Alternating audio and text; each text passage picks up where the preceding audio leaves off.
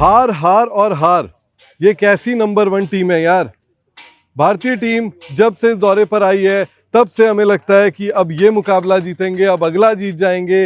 हम मैदान के बाहर फैंस से बात करते हैं तो ऐसा वो भी कहते हैं कि आज मैं आया हूँ, मैं जिताऊंगा, ये हो जाएगा, वो हो जाएगा, लेकिन अंततः नतीजा यही होता है कि भारतीय टीम को जो है वो करारी शिकस्त मिलती है।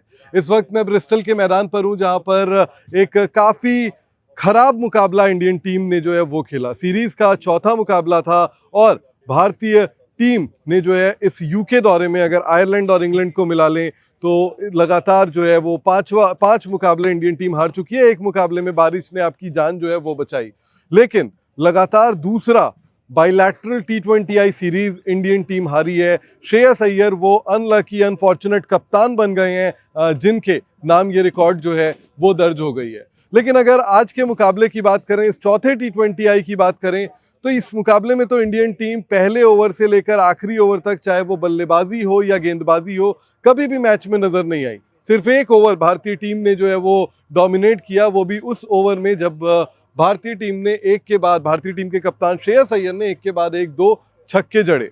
इसके अलावा लगातार इंडियन टीम स्ट्रगल करती हुई नजर आई। वैभव सूर्यवंशी पवेलियन लौटते हैं, ईशान किशन लौट जाते हैं, फिर अभिषेक शर्मा लौट जाते हैं। लड़ाई जो है वो सिर्फ श्रेयस अय्यर ही लड़ते हुए नजर आए और दूसरे छोर से जब आपको कोई साथ नहीं मिलता तो नतीजा कुछ इसी तरीके का होता है। और अगर आप इंडियन टीम के परफॉर्मेंस को देखेंगे तो ये T20I सीरीज आपने गंवा दी है। अब आप बचा क्या सकते हैं? अब बचा सकते हैं ये कि आप इंग्लैंड की टीम को जो है वो T20I रैंकिंग में नंबर 1 होने से रोक सकते हैं। वो कैसे होगा? सिंपल है रेसिपी बॉस, आपको बस एक अब आखिरी मुकाबले में जीतना है।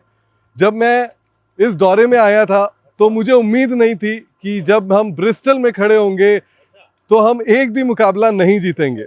आपको याद ही होगा पिछले प्रेस कॉन्फ्रेंस में मैंने विनलेस की जगह लॉस बोल दिया था, तो कोच ने कहा था कि 4 लॉस हुए हैं, लेकिन वक्त का तगाजा देखिए कि अब 5वीं हार भी मिल गई। हालांकि मैं दिल से नहीं चाहता था कि भारतीय टीम जो है वो ऐसी स्थिति में हो और इस तरीके से शिकस्त जो है वो मिले।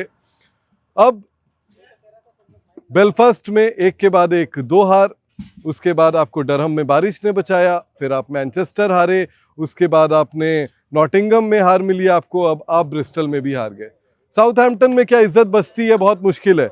जिस तरीके की ये टीम नजर आ रही है, जिस तरीके से इस टीम का जो है वो कॉन्फिडेंस हिला हुआ है, जिस तरीके से मोमेंटम इस टीम को बिल्कुल भी नहीं मिल रहा है, वो एक बड़ी समस्या इस भारतीय टीम के लिए इस वक्त है। ना कोच गौतम गंभीर के पास जवाब दिख रहा है और ना ही कप्तान श्रेयस अय्यर के पास। पूरी की पूरी टीम जो है वो अलग थलग दिख रही है। हालांकि प्लेयर्स कोशिश जरूर कर रहे हैं, बहुत ज़्यादा कोशिश हो रही है, और मुझे लगता है इंडियन टीम की ये कोशिश इसलिए कामयाब भी नहीं हो रही है। दूसरी तरफ अगर आप इंग्लिश टीम को देखेंगे जो इस वक्त डगआउट से उतर रही है, वो जो है ना वो एकदम आपको कॉन्फिडेंट नजर आ रहे हैं। एक के बाद कोई प्रेशर जो है वही नहीं ले रहे हैं, वो एक के बाद एक जीत हासिल कर रहे हैं और अगले गेम में जा रहे हैं। प्रेस कॉन्फ्रेंस में हैरी ब्रूक से पूछा गया कि आप क्या इंडिया की रणनीति और ये वो सारे सवाल जब उनसे पूछे गए तो उन्होंने कहा कि हम तो इंडिया पर जी बहुत ज़्यादा ध्यान ही नहीं दे रहे हैं, हम तो कंडीशंस पर ध्यान दे रहे हैं और हम अपने प्लान्स को, टैक्टिक्स को वहीं पर इम्प्लीमेंट कर रहे हैं। दूसरी तरफ इंडियन टीम को अगर आप देखेंगे तो हम बहुत ज़्यादा कोशिश कर रहे हैं। बहुत ज़्यादा लाइमलाइट वैभव सूर्यवंशी पर थी, उनका डेब्यू भी हो गया, उन्होंने 3 मुकाबले खेल लिए, लेकिन जीत उसके बाद भी इंडियन टीम को नहीं मिल पाई। अब जिस भी मैदान पर जा रहे हैं वहां पर वी वांट संजू के नारे सुनने को मिल रहे हैं, लेकिन सवाल ये भी है कि क्या संजू सैमसन के आने से आपको जीत मिल जाएगी? मुझे नहीं लगता कि संजू सैमसन के आते ही आपको जीत मिल जाएगी। आपको एक बेटर कॉम्बिनेशन की जो है वो ज़रूरत है। आपको एक बेटर जो है वो टीम में एक बेटर माहौल, एक बेटर प्लानिंग, बेटर टैक्टिक्स की ज़रूरत है, और उसी के बाद आप इस इंग्लिश टीम को उन्हीं की धरती पर हरा सकते हैं। ये इंग्लिश टीम बहुत ज़्यादा कुछ एक्स्ट्रा ऑर्डिनरी कर रही है ऐसा नहीं है, वो अपने प्लान्स को इम्प्लीमेंट कर रही है। उनको पता है कि कौन से लेंथ में बॉल डालना है। वो जब वैसे बॉल डालते हैं इंडियन बैटर्स चुपचाप फंसकर आउट होकर चले जा रहे हैं। आप टॉस जीतते हो, आप बल्लेबाजी लेते हो तो कुछ नहीं कर पाते हो, आप टॉस जीत कर गेंदबाजी लेते हो तो आप कुछ नहीं कर पाते हो। किस्मत आपके साथ है बॉस, लेकिन जो टैक्टिक्स है, जो आपकी थिंक टैंक जो सोच रही है और जिस तरीके से मुकाबले खेल रही है, जिस तरीके से खिलाड़ियों को खिलाया जा रहा है, वो मुझे लगता है सही नहीं है।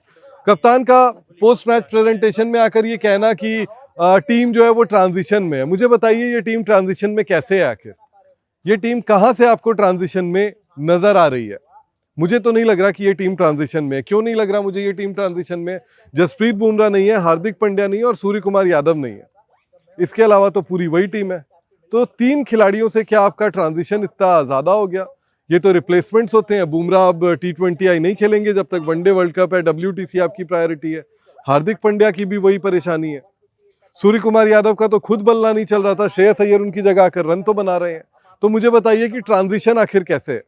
और अगर हेड कोच ये कहते हैं कि एडेप्टेबिलिटी इश्यूज थे, तो मुझे ये बताइए कि एडेप्टेबिलिटी के अगर इश्यूज हैं तो आप क्यों नहीं इस दौरे में पहले आए? आप क्यों चेन्नई के बाद अपने घर चले गए? क्या जरूरत थी टीम के खिलाड़ियों को रिलीज करने की? आप चेन्नई के बाद सीधा दुबई के रास्ते डबलिन लैंड होते, आपको एक की जगह 2 प्रैक्टिस सेशन मिलते और आपके एडेप्टेबिलिटी के इश्यूज वहां खत्म हो जाते। लेकिन नहीं, हमने तो बॉस यही सोचा है कि हम जो है वो पहले घर जाएंगे, आराम करेंगे और आयरलैंड से ही तो खेलना है। क्या नतीजा हुआ? 2-0 क्लीन स्वीप। और अगर डरहम में आपको बारिश नहीं बचाती ना, तो इंग्लैंड भी यहाँ पर क्लीन स्वीप करने के करीब होता है। हैरी ब्रूक ये कहकर गए हैं कि उनको अब एक ही प्राइज नजर आ रहा है, ICC T20I रैंकिंग्स में नंबर 1 का पायदान। और वो कैसे मिलेगा? वो साउथहैम्पटन में इंडियन टीम को जो है वो हराकर मिलेगा। लेकिन क्या इंडियन टीम इस मुकाबले को, अब अगले मुकाबले को जीत सकती है? बहुत मुश्किल है। देखिए, मेरे लिए कहना बहुत आसान है कि नहीं जी ये टीम रीग्रुप हो जाएगी, ये टीम जो है ऐसे जीतेगी वैसे जीतेगी। बॉस, इस टीम में कुछ भी क्लिक नहीं कर रहा। इस टीम में आप वॉशिंगटन सुंदर जैसे बॉलर को खिला रहे हो, जो वाइड बॉल में मुझे नहीं पता, जो IPL में भी उतने उनको मौके नहीं मिलते, आप इंडिया की टीम में खिला रहे हो। आप जो है वो भुवनेश्वर कुमार से आगे निकल गए हो कहते हो। इन कंडीशंस के लिए तो भुवनेश्वर कुमार लगान वसूल लेते थे, ये हमने देखा है ना। आप जब पुराने टूर्स निकालते हो तब आपने वही तस्वीर देखी है। इस मैदान पर इससे पहले भारतीय टीम ने सिर्फ एक T20I मुकाबला खेला था। रोहित शर्मा का शतक आया था, हार्दिक का ऑलराउंड परफॉर्मेंस था। आप खत्म करिए जो है ना वो हीरो कल्चर, कोई दिक्कत नहीं है। लेकिन जो टीम नंबर 1 थी, जो टीम चैंपियन थी, वो बैक टू बैक 2 सीरीज में हार रही है। बॉस, ये तो आप कुछ गलती कर रहे हो तभी ये हो रहा है। तिलक वर्मा कहां निचले क्रम पर आ रहे हैं? आप अगर कॉम्बिनेशन नहीं संभाल पाएंगे, आप अगर कॉम्बिनेशन नहीं बना पाएंगे, तो आपकी परेशानी इसी तरह से चलती रहेगी।